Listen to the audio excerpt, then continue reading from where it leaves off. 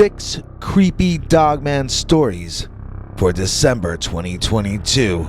Let's kick things off with his all-new East Coast werewolf encounter that we call Evil Dogman Church. Dear Scary Stories NYC, when I grew up in a certain part of New Jersey, closer to Philadelphia than New York City, and better known for the Jersey Devil than for the Dogman, I sorta hung around some troublemaking guys. I used to be involved with these fellas who were always looking for the weirdest kinds of trouble. Like they never robbed a liquor store, but they summoned spirits, and talked with the Ouija board, and took chances with their lives that nobody should ever take.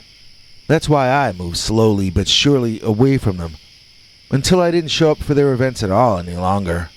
I thought they were moving into my rearview mirror, until one day my younger brother, who I'm gonna call Shemp, because he had long greasy hair, asked me why I didn't hang with the guys anymore. He told me I should go with him that night, and I decided I would, just to see what was new with them, and to try to figure out how to get my brother to quit them, without him realizing that I was trying to get him to quit them.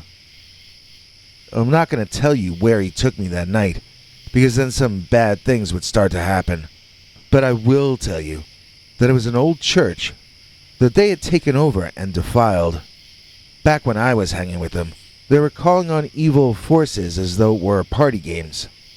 By this new point, though, they were a lot more serious about it, and it frightened me how humorless all the guys had become. I left the group because I was afraid of their chaotic nature, but I could see that they had taken great strides in the direction of what I might have called lawful evil back in my D&D days. On the night when I hung with them, they told me that they were going to summon the Dogman, and that he was a spirit, like either a demon or a minor god or something. So they were doing all this hoop-de-doopy and whatnot, burning incense and waving their arms around. The leader was holding this white rat up in one hand, with a Swiss army knife in the other one. He was looking toward what was left of the altar they had desecrated, about to sacrifice the lab rat to whatever, when, ba-boom, the doors to the church behind us were kicked loudly open. Now, where this church is, there used to be a town, but these days there are trees and squirrels. And this thing, with the orange-red hot coal eyes that stood in the doorway, it had just kicked open. It wasn't a man, but it did stand up on 2 legs, as the dust settled enough for us to see it, and for it to see us. Before we understood what that creature or being was, it was running, moving gracefully and quickly forward toward the front of the church, building greater speed with each step, until our friend holding the rat and the penknife screamed and got run over. The hair covered by beetle whatever that was snatched the white rat from that human hand and shoved it in its fanged jaws, clamping down and then turning to glare at all of us in the pews as if it expected us to try to take the rat back from it. As its blinding eyes seemed to flash at each of us in turn, I could hear it growling, and I noticed that its ears stood up on top of its head in the way they do with wolves and some other kinds of canines. Its hands were paws, but they were hands too, somehow. His chest looked wide like an athletic human, but his legs looked far more like the rear legs of a wolf. The rat squirmed for a while, until it didn't, and deep reddish liquid ran out of both sides of the savage non-man's long-snouted mouth. These guys had attempted to summon a demon, and then this dog-headed hairy monster man had run into the room. Was he the answer to their summons? Or was this just proof that some parts of New Jersey can be creepy to hang out in? So as this guy who looked like a dogman or werewolf was standing at the altar, we all attempted to walk out of the place as slowly and calmly as we could. Let that dogman chew on his rat, but let us moonwalk out of the old church. Everything was going fine until there was this big boom that shook the church, and I thought a bomb had gone off. My brother Shemp told me he thought it was the devil coming up out of hell for us. We ran outside, where we could see that the top of the steeple was on fire. I grabbed my brother, and we got out of there. I drove his car in a direction that I didn't expect the others to want to follow, and Shemp and I talked excitedly about everything that had just happened. He told me how he no longer wanted to hang with those guys.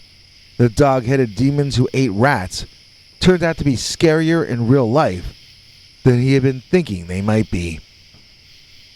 We saw a fire engine with sirens blaring heading out in the direction of the church, and we could also see a big plume of smoke rising from over there as well. So my brother and I started our own business together over in Philadelphia, and I was almost never back in Jersey anymore, it seemed. I also never got to take a vacation either. Finally, I guess 2 or 3 years down the line, my then new wife rented us a cabin in the woods somewhere so that we could get away from it all and enjoy some nature. The first night there was great, but on the second night, we kept hearing weird chanting, and it was ruining things for us. We both went outside to see if we could ask whoever it was how much longer they were going to be making that racket. It sounded like it was coming from down a path in the woods, so we followed it a ways, under the bright moonlight. Well, the chanting was coming from an old church. It was a church that looked very familiar, but I couldn't place it. I asked my wife if that old place had been in a movie or a TV show, but she said it wasn't familiar to her. Then I noticed the top of the steeple was burned dark black, as though it had been in a fire some years ago. This was the church. This was the Dogman Church. I hadn't been paying attention to where my wife was driving us. I was so in need of a vacation. She had driven us right back into the middle of a nightmare. I had a sudden panicked feeling that lightning was going to strike again, that the church was going to light on fire once more. And then, as if on cue, a blood-curdling scream erupted from the church, and out ran a young woman, quickly followed by that savage animal who ran like a man. It was the same demonic dogman from years earlier. He only needed 2 or 3 graceful loping steps to reach her. She screamed again in horror as he was upon her. I grabbed my wife like I had grabbed my brother years back, and we made it back to the cabin, where we locked up and pulled every shade down. We turned all lights out and hid in the dark as both humans and other things knocked and pounded on the exterior of the cabin. Sometimes someone asked, "Hello? Is anyone home?" While other times they tried to push the door in or kick it down. We called emergency on the phone and whispered what was happening to us. They kept us on the line until someone got out there, and of course found nothing. They gave us a police escort back to the highway so that we hopefully weren't going to be followed home. And that was the last we've seen of the Dogman, or those guys, at least so far. I hope you can find this story useful for your channel, and I hope you never have to deal with anything like this in your own life. Happy holidays, and whatever you do, stay away from the evil Dogman Church. Don't go anywhere. We've got 5 more Dogman experiences to share with you. But first, please join me in thanking today's executive producer, the one and only Kathy Barrickman. Kathy was kind enough to donate to us using our thanks button, located under each and every one of our YouTube videos. She walks a kind and generous path, and so with each tale, say thanks to Kath. If you would like to find out how you can be as loved and appreciated as Kathy Barrickman, plus get cool perks and secret uncensored videos too, then stay tuned until the end when Henry will come around with more details. But we've got a long way to go before getting there. Starting with this. My uncle was a werewolf shaman. Dear Scary Stories NYC, I had a favorite uncle when I was growing up who seemed to always bring magic into the room with him when he arrived. He was the only adult I ever knew who also loved monster movies and cryptozoology as much as I did. And he also was able to show me a dog-headed man in real life, because he more or less was a werewolf himself. That's not to say that he was like Lon Chaney Jr. in that old movie, because my Uncle Chato was no victim. Becoming a werewolf, or even sometimes a full-on wolf, was just one of the things that he could do. At least, he could make you see him doing it, or doing anything else he wanted you to see him do. It's hard to explain, because I don't know how he did it, or what the reality behind it was, but he could create different simultaneous realities. I grew up on a reservation, but I don't want to say which one, because Uncle told me that this path he was on did not originate in our people, but belonged at one time to all people. He admitted once to me that he did learn what he knew from other Native American men, but he claimed that there were humans from other backgrounds also involved in this kind of study and practice. Anyway, you don't care about any of that. You want to hear about his werewolf transformation, which I saw on many occasions, and I believe I photographed this one time by accident. I've seen your show, and I know that you will probably already have been showing that one image I sent to you. Since I'm not giving locations, and there are therefore no maps to present. That photo kinda comes at the end of this narrative, but go ahead and keep showing parts of it or whatever you want to do, but get larger by the end, so they can see the entire thing at once when I finish up. When Chato would come visit the family, he would perform little magic tricks in the middle of conversations. I remember once he loudly finished his entire meal before any of the rest of us, and then he belched loudly. My mother asked him if he wanted any more food, and he responded that he hadn't even begun to eat what was on his plate. And somehow when we looked, his plate was full again, as though we hadn't all just sat through him making a disgusting display of snarfing it all down in record time. None of us knew how he did his tricks, but when he did, it would make us all laugh and be happy. I always loved to have him around. He made every second magic. Uncle would take me with him on camping trips sometimes and show me things that couldn't happen. He told me that it's better to prepare for the impossible, because the possible usually takes care of itself. He prided himself on never making any sense. He tried to confuse me. Well, I should just say he kept me constantly confused. One time I remember him saying something about how you stay alert when you're confused. The only time you ever learn anything is when you're confused, is what he told me. If you ever start to think you're smart, then you've lost the way. Better to remember what a complete idiot you are, and stay alert to possibilities for wiser choices. So he would sometimes be other beings, or seem to me to be. He would perform these dances in the evenings that utterly mystified me. I would see him becoming other things. Sometimes recognizable animals, and sometimes I'm not sure what. The year when I got my first cell phone with a camera, I asked him if I could take photos of one of his dances.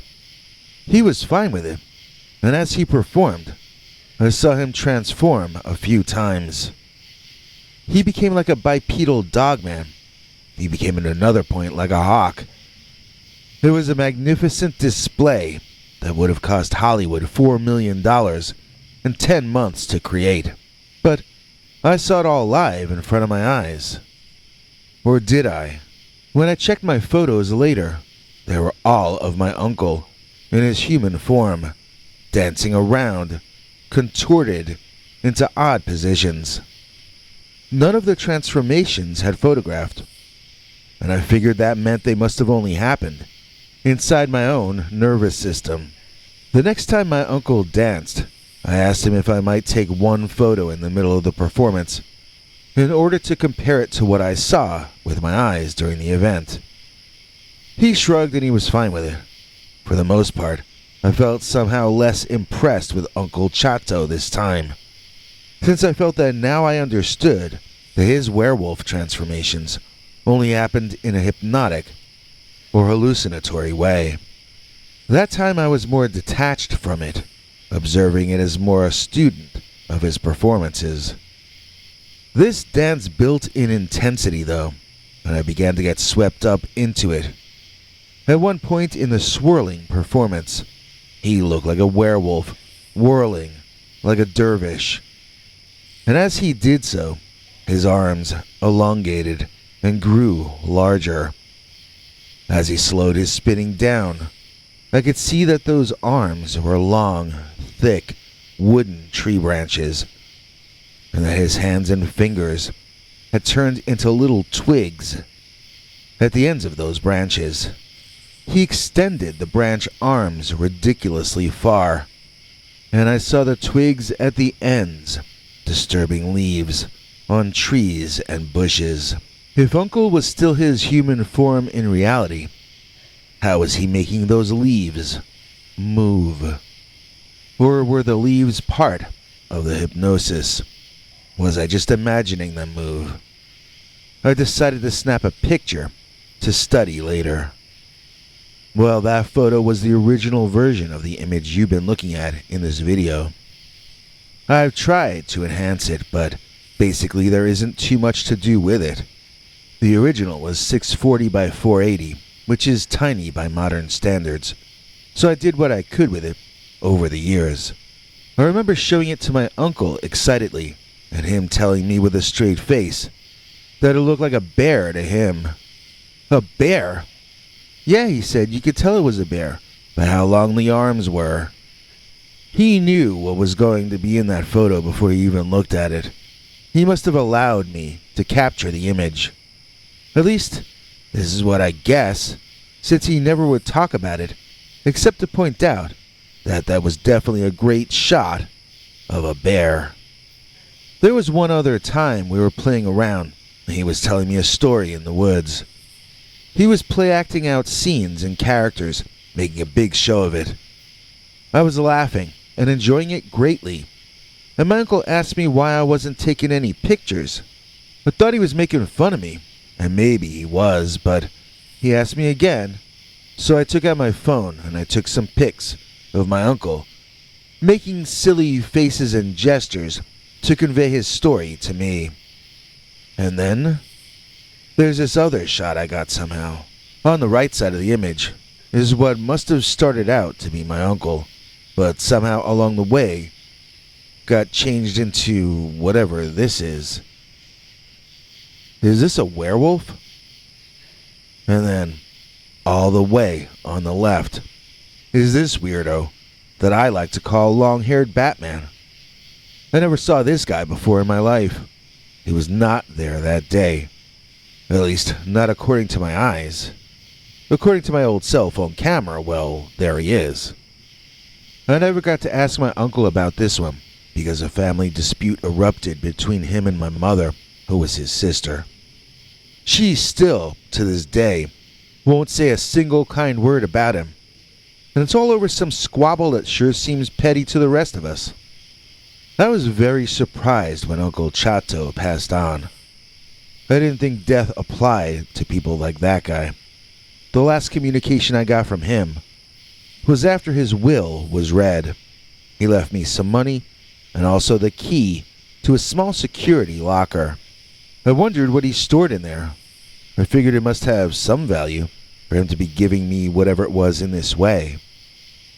As I turned the key in the lock, I just hoped it wasn't going to be something that might make me get emotional there in public. Realizing that this might be a very personal thing I was about to see, I braced myself to stay strong in any eventuality. And then, I somberly opened the door. Inside was an old VHS copy of Teen Wolf, signed by Michael J. Fox. My family told me to have it appraised, but that's not leaving my possession even if I become homeless. My uncle was a real comedian. And also,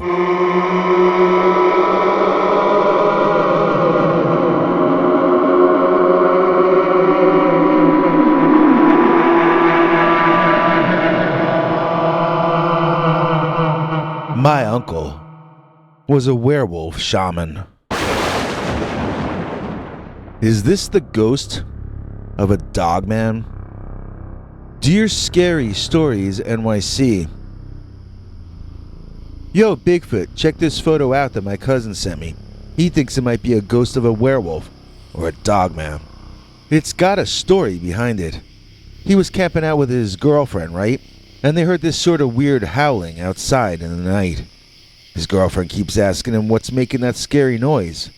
He's like, how the heck would I know? Am I the king of the jungle? And so both of them were scared, and they started arguing with each other. But the sound of the howling just kept going on. I asked him if it sounded like it was right outside the tent. He said no.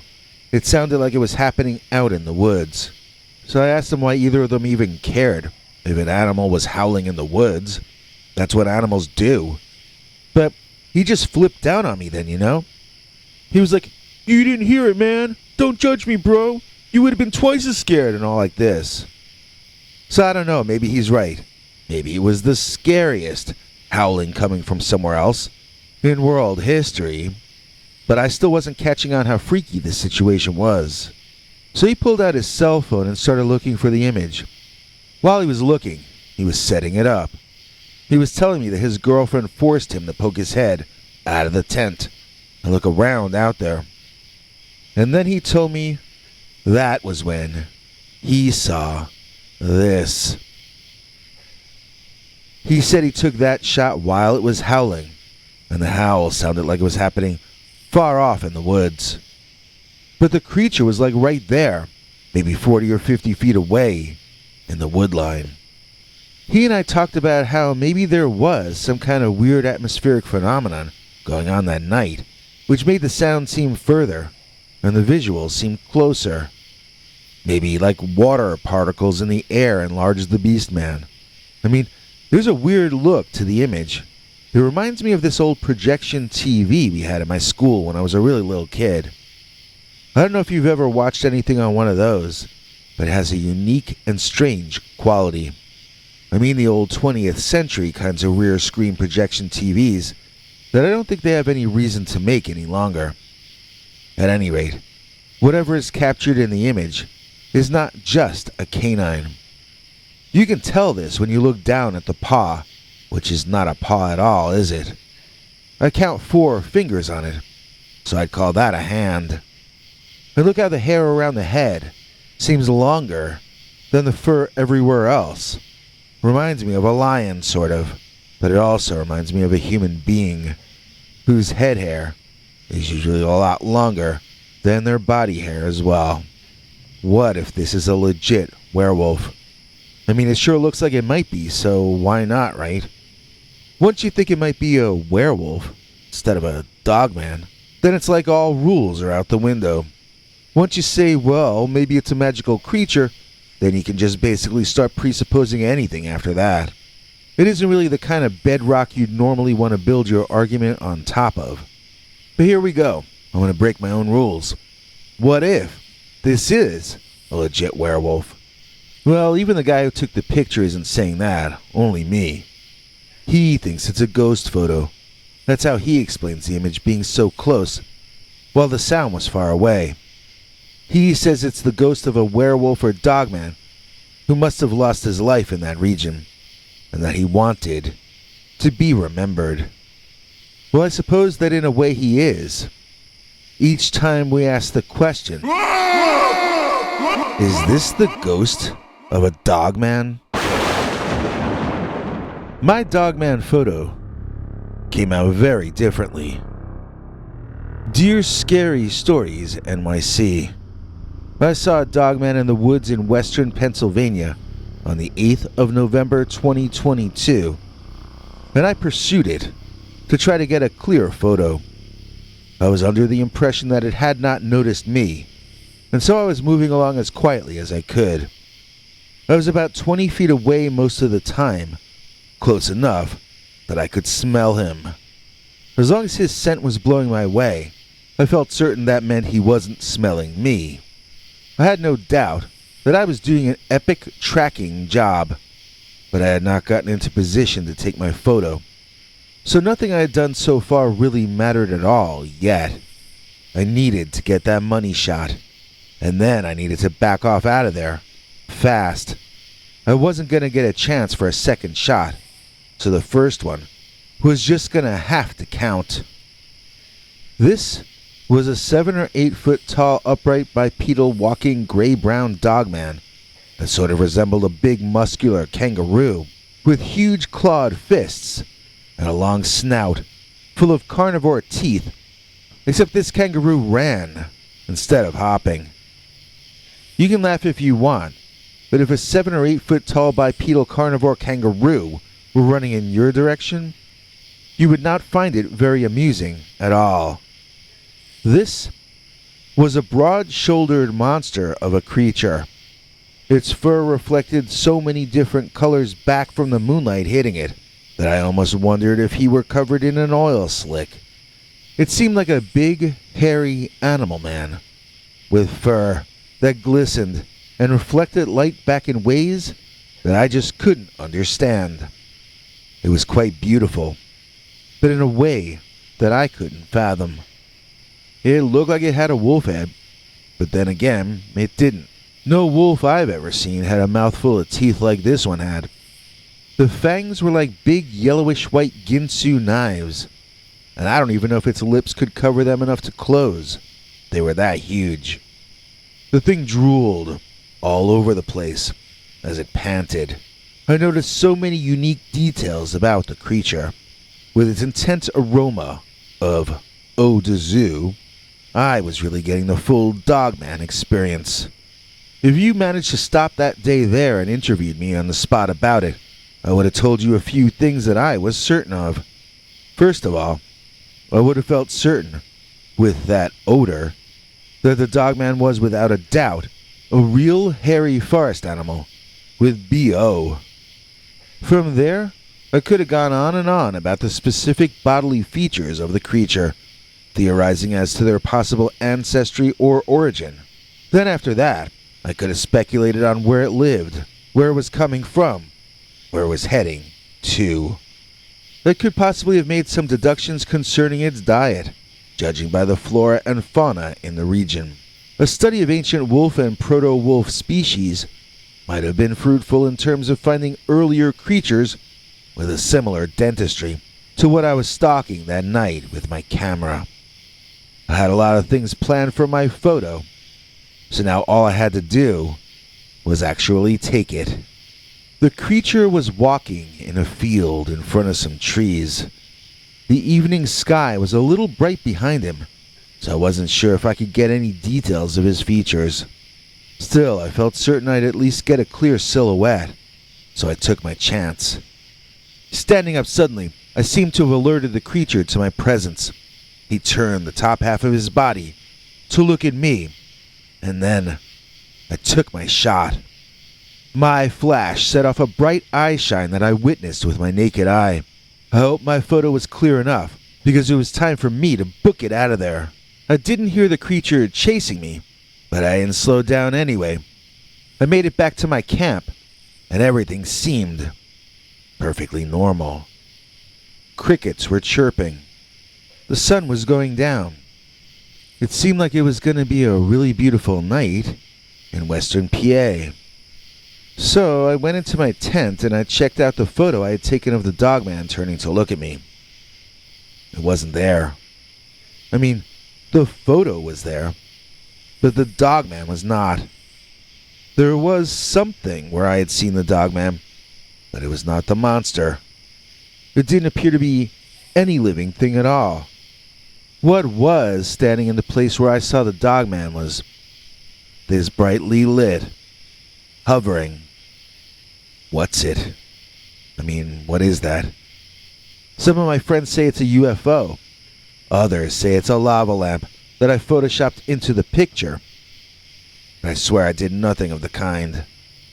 I think this really is the Dogman.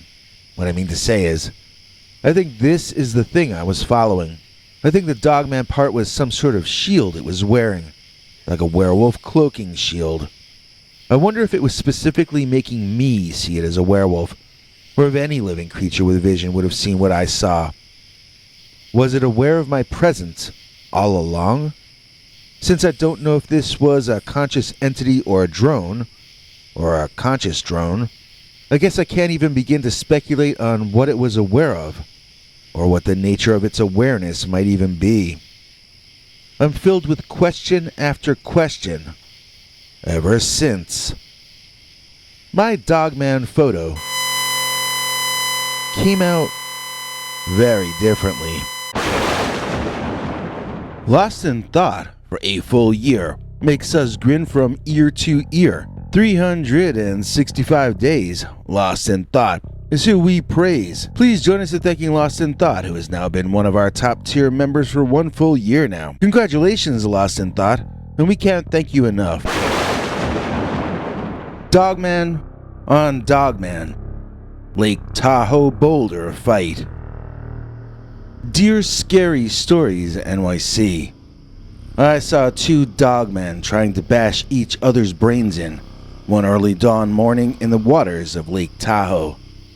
At the time, I thought it was the most realistic hallucination of all time. But after that day, I started to slowly learn more and more about the Dogman. I moved to the Midwest in the years following, and whenever anyone would start to tell me about upright canines they'd heard about, or sometimes even seen, I would tell them that those creatures also live in Northern California. This one guy laughed when I told him that, because he thought I was confusing Bigfoot with Dogman or werewolves. I'm not. I'm talking about 2 big, hairy old wolf or jackal-headed cryptid men, walking upright and using their hand-like paws to pick up big rocks out of Lake Tahoe to try to smash up the other guy's cranium. This did not seem to be a little squabble over turf. These 2 man-like canine creatures each wanted the other one obliterated permanently. This was a long time ago, when I was a touring professional hobo/survivalist, living off the land and an occasional handout. I was very much into my own trip in those days, which involved a great deal of extreme partying that I clearly needed to get out of my system. Because of that, I'd find myself waking up in places that I hadn't remembered falling asleep in. On this particular morning, I woke up on the ground between some pine trees, or maybe there were fir trees at the edge of a beach. I don't know what they call them, but the trees they use for Christmas, you know. Further south, they have the palm trees, but up north in Tahoe, they got those Christmas trees. Evergreen, that's the word I'm looking for. Because they don't turn orange in autumn, and they don't go bare in winter. As I was sitting under one of those evergreen trees at the edge of a sandy beach, I recognized where I was, as I used to vacation at Lake Tahoe before I blew my first career and wound up the traveling adventurer that I was. Slowly, as I was starting to remember bits and pieces about how I ended up where I was, there was a terrible crashing sound down by the beach, as though a meteor had landed in the water. It was quickly followed by a horrible bellow that sounded like someone had made Scooby-Doo cry. I always loved dogs and cats, and that sounded like a hurt canine. Getting up and looking down toward the water, I saw a really big, bear-sized, furry brown animal that was not a bear. I really wasn't sure what I was seeing, but its fur coat was an orangey brown in the early morning light. The sun hit it from behind, so that it had a bright halo of fur surrounding it, but its features in the center were largely in silhouetted darkness. This made the eye shine seem even brighter, in spite of the lightning dawn sky. The perfect lighting created a situation where that big animal, whatever it was, seemed otherworldly or magical. It was something you could describe as a werewolf, and yet, this was just not what I had personally imagined a real one would look like. In spite of the very wolf-like and canine head, it seemed so much more humanoid than it seemed like any kind of jackal or hyena or wolf or coyote. I've had an argument about this with another Dogman witness, who asked me if it had canine rear legs, and if it had clawed paws or hands. When I said yes it did, then he declared triumphantly that the creature I saw was not humanoid. It was an upright canine, with features resembling those of both wolves and humans, or apes or Sasquatches. I really don't know if I go along with that, because this creature was ripped in a way that no dog could ever possibly be. It had sort of a swimmer's physique more than a bodybuilder, but the muscle definition, especially considering that I was viewing it covered by a layer of fur, was outstanding. This was an upright canine with a 6 or 8 pack on its abdomen. This was a humanoid canine the size of a bear, with almost zero body fat. It was an intimidating living being, that's what it was. And this creature man was looking down at something partially submerged in front of it that I couldn't make out at first. It, or he, reached down into the water, pulled a big rock out, larger than its own head, and held the stone with both arms high above itself. The creature commenced to begin to slam the boulder down on something in front of it, when that something crashed upward through the water and foam. It pushed the large figure backward, causing him to lose balance and drop the boulder. Whatever had risen up so dramatically had succeeded in taking the bear-sized mystery man-beast down under the surface. Waves crashed upward and outward as the two big whatever they were seemed to each be trying to utterly demolish the other one. I could mostly only make out waves and foam and water splashing high into the air. I knew something horrible was happening, but I couldn't see clearly enough what that might be through the waves and the chaos. To say that this battle captured my interest was clearly an understatement. I looked around to take better stock of my location. I was up about 15 or 20 feet above the beach, hidden behind some boulders and evergreen trees, looking out at the two creatures trying to drown each other.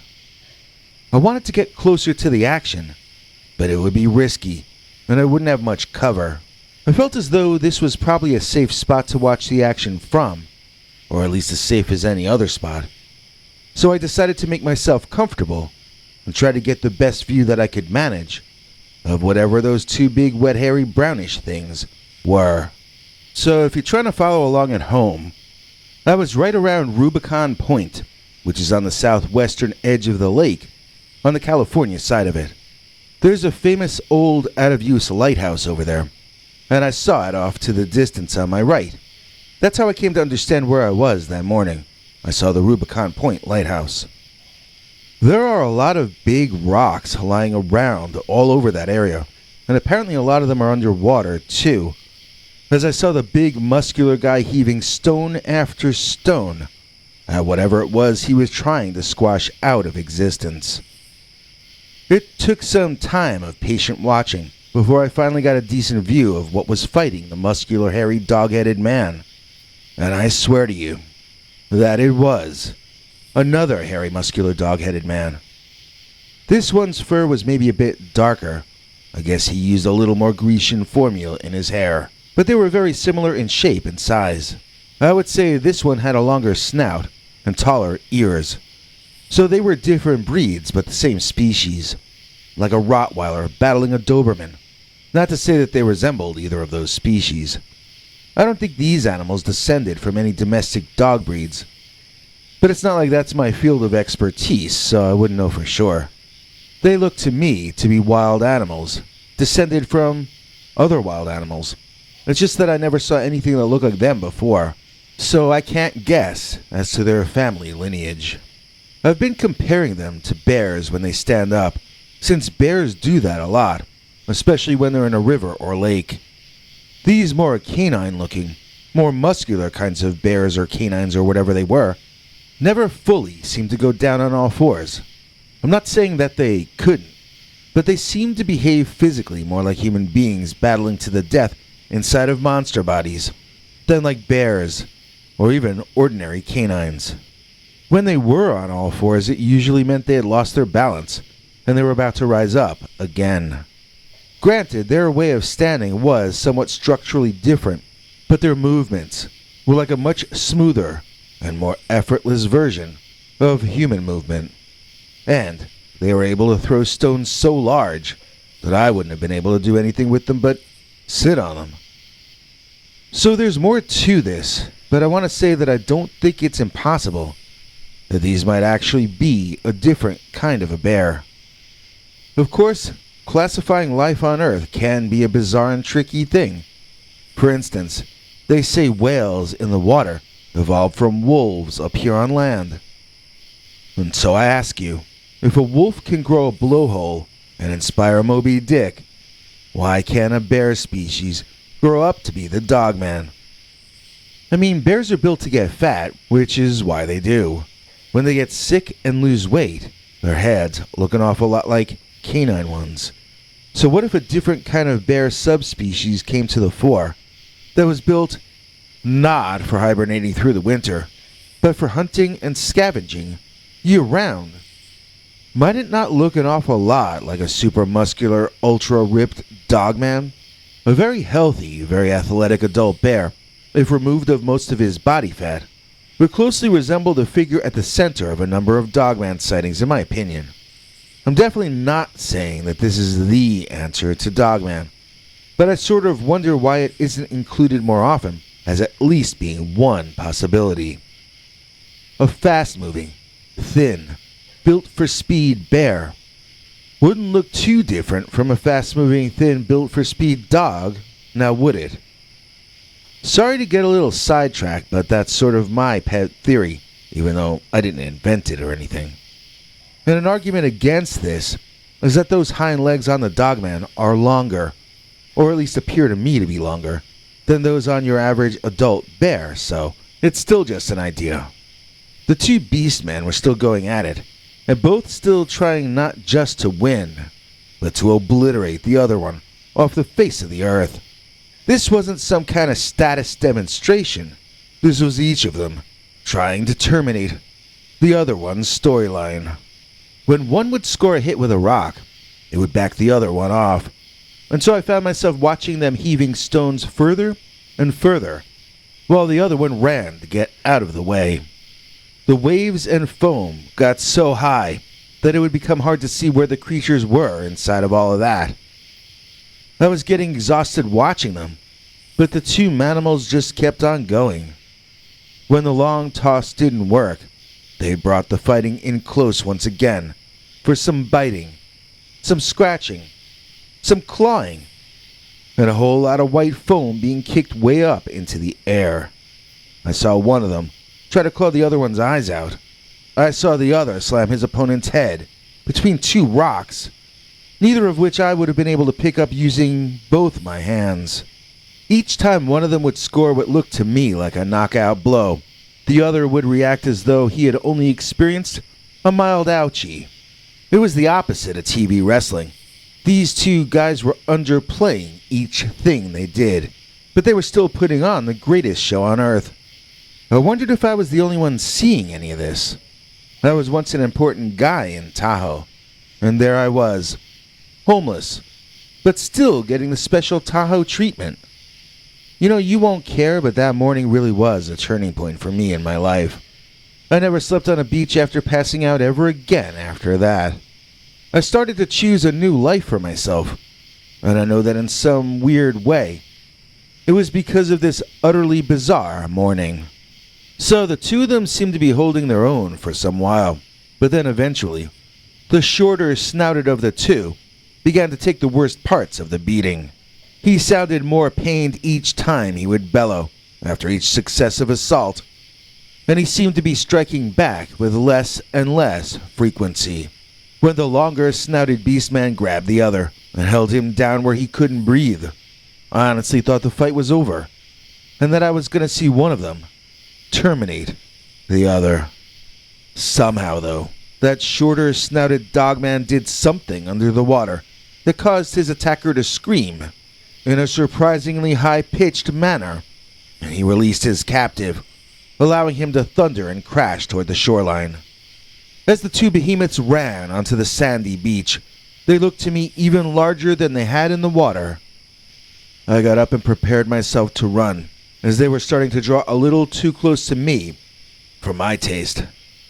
The longer snouted one picked up a smaller sized stone, like maybe a baseball sized one, and he clocked that werewolf in front of him in the back of the cranium so hard that I could hear the sound from all the way over where I was. The front running beast reacted in pain, clutching the back of his head, then swirled in fury, flinging handfuls of wet sand up into the eyes of the Dogman, trying to finish him off. Having successfully blinded the longer snouted monster man, the other one leaped on him, viciously attacking and biting. Wet fur was all over the beach, stained in red, as the attack only worsened and got more severe by the second. I wished I had a camera or something on me, but this was in the days before cell phones, and I don't remember if I could have afforded one anyway. The fight looked like it was about to reach a pretty ugly finale, when from somewhere on the left that I couldn't see, 3 guys in uniforms ran toward the monsters on the beach, shouting and waving their arms over their heads. It looked to me like they were armed, but they didn't need to fire, as the 2 Dogmen took off in different directions into the water and off the beach. The men disappeared and returned with rakes and things, cleaning it up before the paying customers got up that morning. I wondered if they were just an extremely highly efficient team, or if they had prior experience with this sort of thing happening over there. I had never heard of any cryptids or lake monsters or anything while I had lived at Tahoe earlier on, but then again, I wasn't exactly asking around about monsters in those days either. In all the years since that event, I go back and forth about the idea that it might not have actually happened, that I might have hallucinated it because of dehydration or something. But then I remember how it ended. One of those guys in those uniforms came over and told me I was trespassing and that I had to leave. He seemed sort of apologetic about it, but I wasn't going to squabble anyway. I remember seeing the other guys messing with the beach as this guy walked me away toward the street. I know the second thing happened, so it seems to me that the first thing must have happened also. I try to doubt that it really happened, but I know deep down that what I saw was what I saw. That's why when people tell me of their Midwestern Dogman sightings, I reply with my Northern Californian one. If I weren't confident that it was for real, then I wouldn't be so eager to let everyone know what I lived through.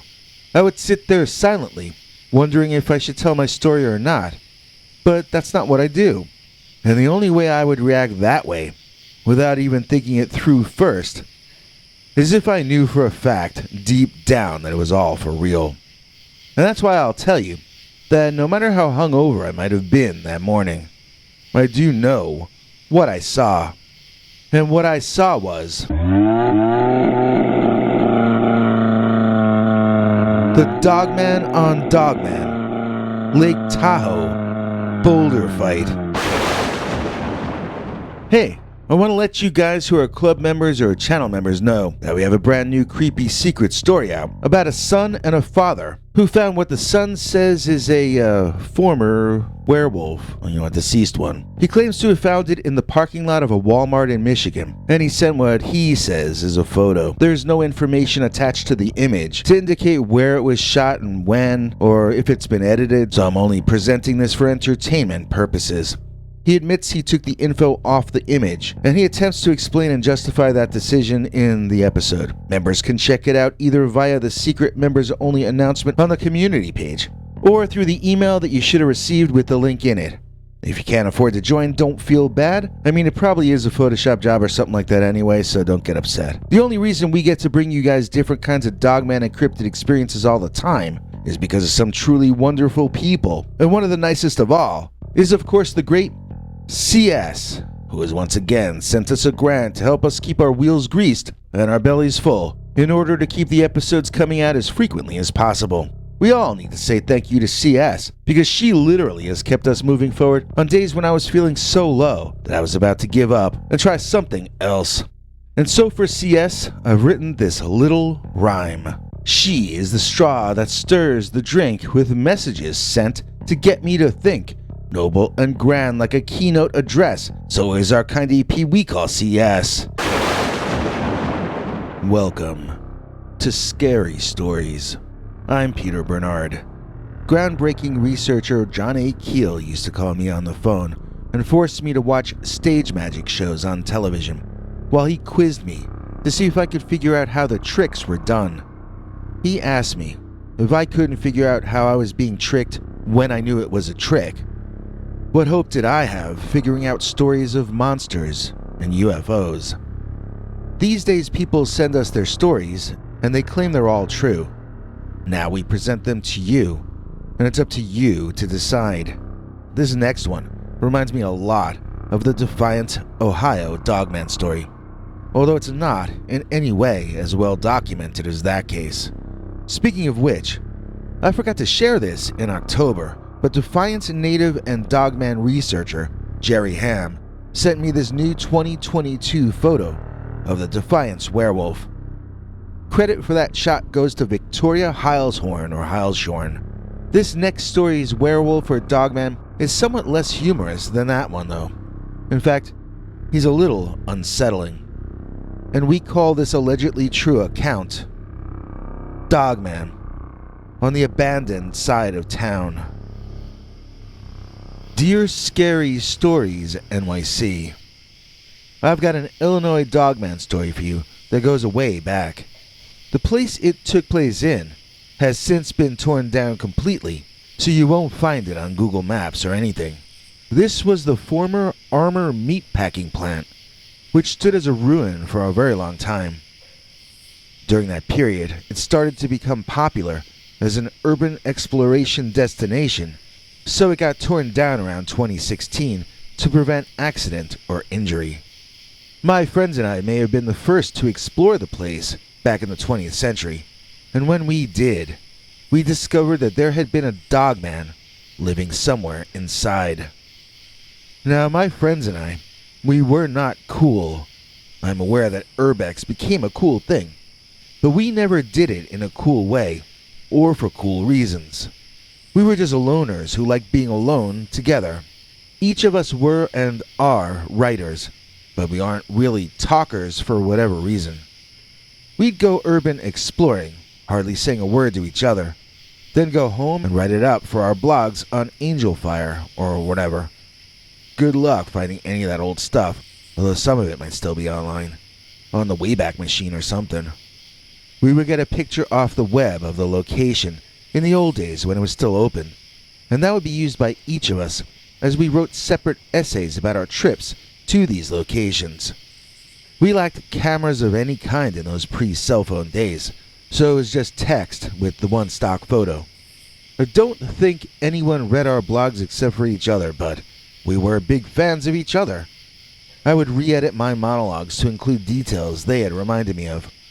We took our work very seriously, even though there was never any idea about monetizing it, and hardly anyone on the whole planet ever read any of it. Thinking back on it now, the whole period seems like a strange dream. Get to the Dogman part. Okay, fine, let's get to the Dogman part. When I grew up, kids loved Armour hot dogs. Fat kids, skinny kids, kids who climb on rocks, tough kids, kids, even kids with chicken pox. They loved hot dogs. Specifically, Armour hot dogs. Isn't it amazing how even stuff aimed at kids is now considered too racy to even say in public? And just like the lyrics of that old Armour TV ad, the factory in East St. Louis, Illinois, where the meat byproducts were once manufactured, had seen better days. Even back in those ancient times, it was already falling down. I don't think the big smokestacks were down yet, but it already looked clear to me that they were in the process of disintegrating. Even so, there were places hidden away in those early days where animals, or possibly even homeless people, might have been able to at least get out of the rain and nap, if not actually live there. One of the topics my friends and I have always gotten around to whenever we discuss that creature is whether we saw it there by pure chance, or whether it was living there full time when we happened upon it. My female friend says he was living in the abandoned factory until we showed up and made him feel unsafe or exposed there. Then he left to live outdoors again.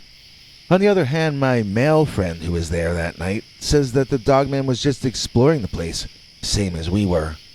He might have been looking for a quiet place to have a nap, or maybe a cave to drag his kills back to in order to eat in private. Neither would be possible with us nosy kids around, so he beat it out of there. The second part of both theories is based on our own sightings that happened after that, during the next 6 or 8 months that we were hanging around in that part of town. As I said, we were weird young people. That old factory-looking part of town just seemed too devo not to walk around in and get inspired to write by. Even when we weren't risking our lives inside, we were lurking in the old behemoth building's shadow, and sometimes we would see the Dogman sleeping outside in a corner, or we would see him shambling down between 2 factory buildings like some kind of cryptid hobo. Don't get me wrong, we never took any sighting of him lightly. The Beastman walked with a limp, but we all remembered seeing him run with a leaping version of that limp that made my blood turn ice cold. When we saw him, we ducked behind something or moved into the shadows until he had passed by with his strange walk. I wonder what kind of injury led to him moving that way. You could tell that he'd seen some action in his time. This was an old animal man, and it had won many battles, all of which were written about in detail by the ancient scars on every part of him. If he had looked like that the first time we saw him, we might not have even realized how frightening this beast was. But that wasn't how he looked when we first saw him. It freaks me a little to even go back there inside of my head, but here we go. By the way, I'm not going to fact check this with the other 2, because then it would take another month to finish. So this will be my personal version of what happened to the 3 of us, way back whenever that was, in the 20th century, when we were all still young. My friend who had been to this place before led us confidently on a tour of the old factory's interior. He took us downstairs in a way that we never went on our 2 return trips to the place. I don't remember much, except that we were walking down staircases and long halls, then more staircases, until we were in a place that we called Cold Hell. I mean, it smelled like hell, but it wasn't burning up down there. Quite the opposite. I've told this to people who went to the armor plant, and they told me there was no such location as what I'm describing, or that at least they couldn't find it. All I know is that the first time I went there, our male friend led the 2 of us deep under the ground. At some point, we both started asking him where we were heading to, and he admitted that we had already gone further than he had gone by himself when he first scouted out the location. I was kind of feeling like maybe we had already gone far enough if we really didn't know what was ahead. I mean, we already had a good 10 or 15 minute climb back up, maybe more. It takes longer to climb up than it does to walk down, right? This was about the longest conversation the 3 of us ever had in person. Usually if it's 2 against 1, that's the end of the conversation. This guy really wanted to see what was down on this next level, and so we were like, okay, 1 more level. Happy, the guy turned around, but before he could take 1 more step down, this door burst open, and there's this freak Dogman, the one I've been telling you about all along. We shrieked like banshees and ran up the stairs, with our male friend taking up the rear. I wasn't even sure if the Dogman was following us, but when I later read my male friend's essay about this event, he told a different story. According to him, as we ran up the stairs, the Dogman ran behind him, easily keeping pace, and occasionally slapping out at the poor guy in annoying ways. He'd slap him on the seat of his pants, as if asking, "Can't you go any faster?" And he'd reach out and painfully flick the guy's earlobes too. I don't remember if I gave you any details about the werewolf description yet. Let me do that here. We're talking about a man-shaped creature, standing maybe 6'3" or 6'4", tall, but not a giant. It had dog ears up on top of its head, and the craziest set of animal fangs I ever saw. It looked almost like a saber-toothed tiger. Well, not that big, but this guy had the Dracula of dog mouths. They were like bear teeth, but somehow even scarier. When it first came out at us, its mouth seemed to extend out, and its teeth and gums extended even further than that. The thing was built to bite, and it could extend the reach of those fangs in order to increase the damage that it was inflicting. This was like something out of D&D more than out of the basement of an old meatpacking plant. The first thing we all saw was it spring toward us, bearing its fangs, and climbing forward more than running. He used either wall as much as he used the floor to propel himself forward, creating a triply frightening entrance and attack.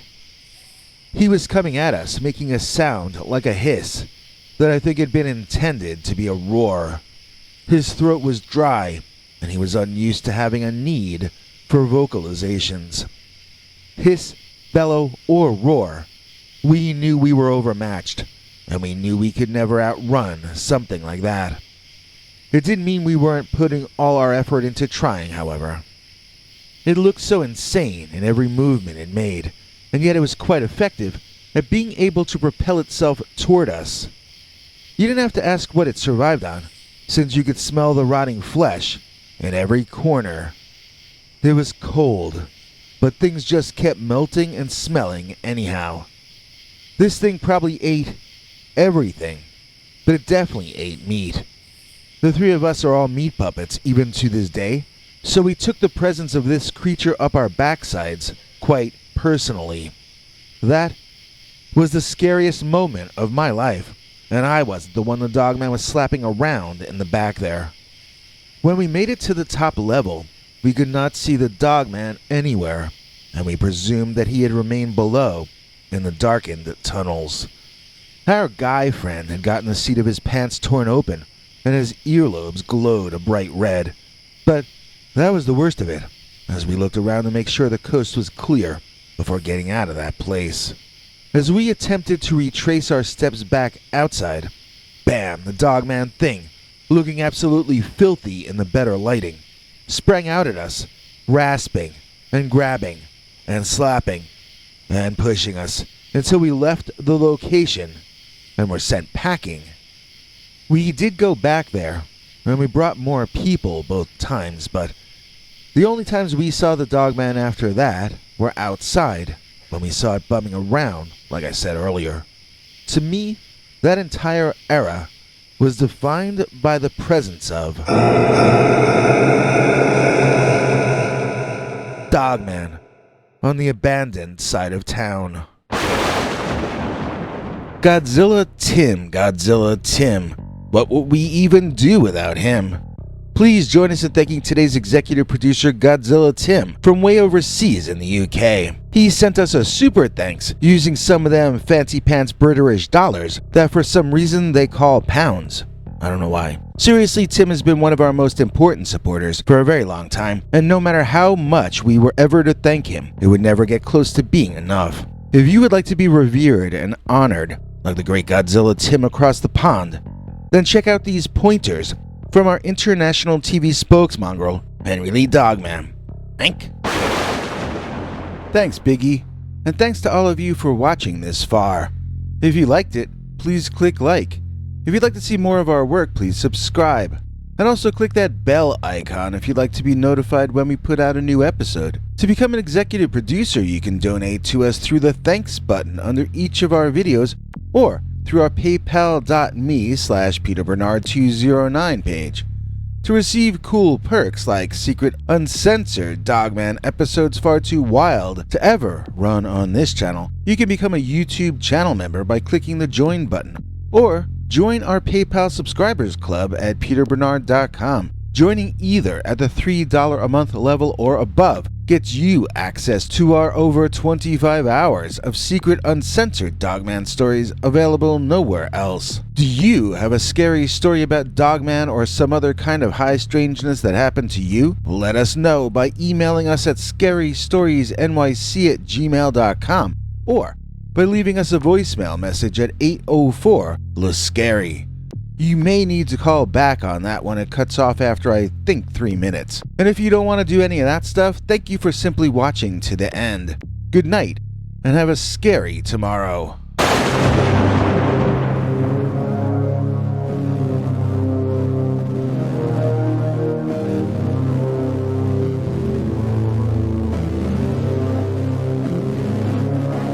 Come back for more scary stories.